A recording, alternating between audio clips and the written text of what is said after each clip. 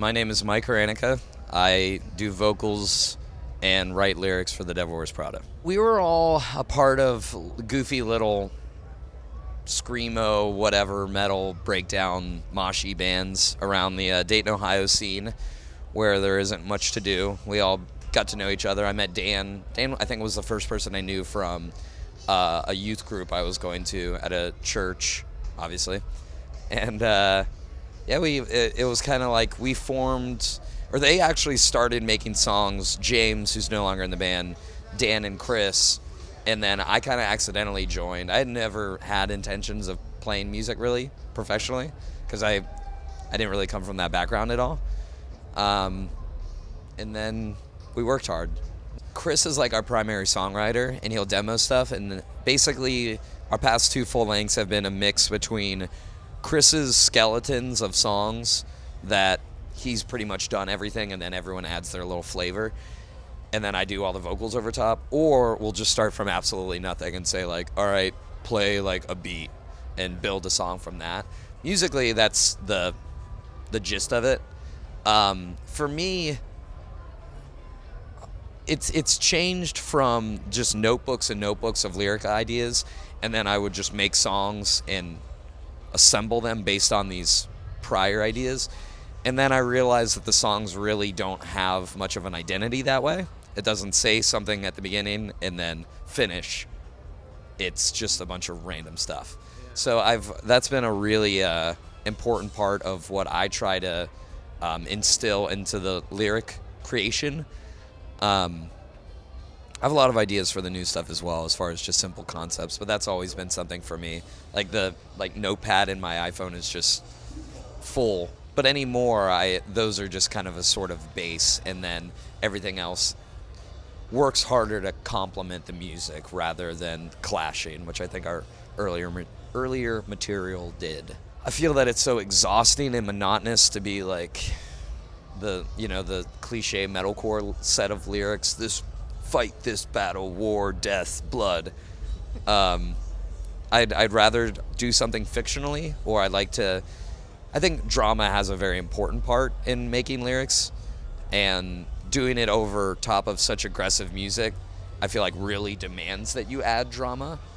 But I don't know. Everything is very personal. Everything is very truthful to me. But at the same time, like, I will expand outside a little bit to give the song exactly what it needs. And something I've really been thinking about for the next record, because everything I listen to anymore is like people just singing about like gardening and stuff. And I'm like, why do metal bands, why does it always have to be so serious? Because I know, like, we're not really that. We take our, this is our work. We take that very serious, but we joke a lot, and I know I'm not that. It just seems so exhausting to live through a lot of what metal expects of lyrics.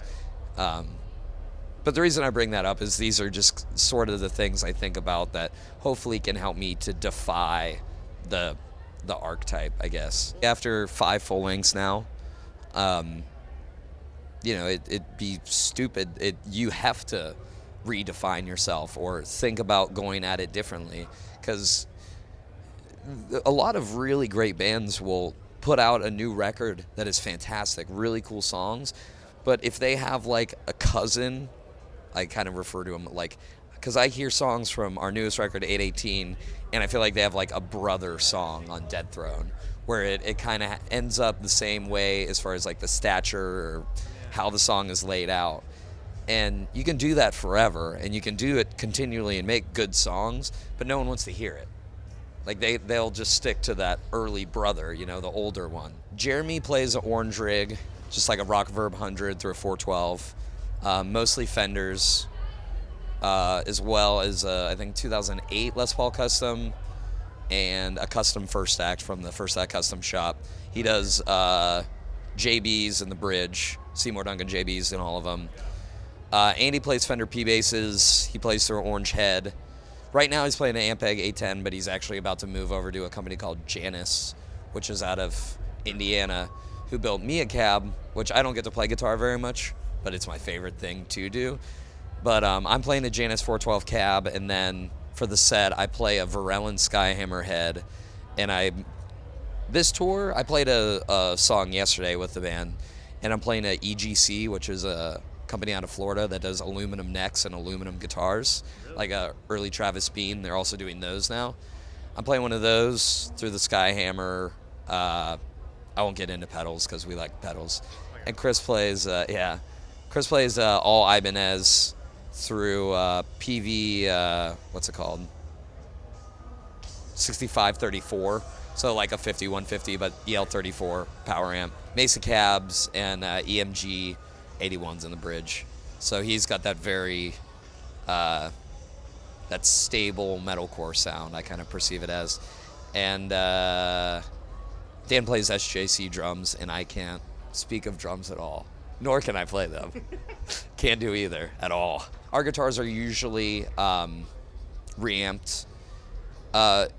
Instruments, for some of our tuned down stuff, we've worked with Adam D of Killswitch a couple times, and he has this 7-string that we'll sometimes use for our songs that are down in A, and it will work a little bit better to get rid of that just like blurby farting sound when guitars are tuned so low.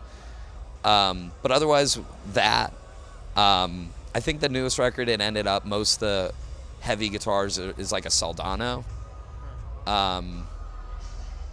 Drums change a bit. The past 2 records, the most recent one was with Matt Goldman, who's big drum guy, predominantly drum guy. So he has his stuff, and this is what, he knows how to make work. And before that, Adam D he engineered the record, and he was the same way. He knew what he wanted it to. I've always tried to maintain a strict sense of modesty in everything, and especially visually with the band and the band's reputation or how outward we are. And that even happened when I was younger and first joined the band. I was more visually obnoxious, which is something I regret. I wish someone had told me write songs better and don't dress like a teeny bopper. But I think a lot of it, I think I could have forgiven myself a little bit more often, and given myself a little more slack. And while I think that helps for a creative individual to progress and to not be complacent, I think I would have had a better time being in this band if I weren't so harshly critical. I don't think that advice can really go towards anyone else but me, but it's something to keep in mind to just relax a little bit, I think, to not exhaust yourself so much. Hello, I'm Mike from the Devil Wears Prada, and you are watching GRAMMY Pro.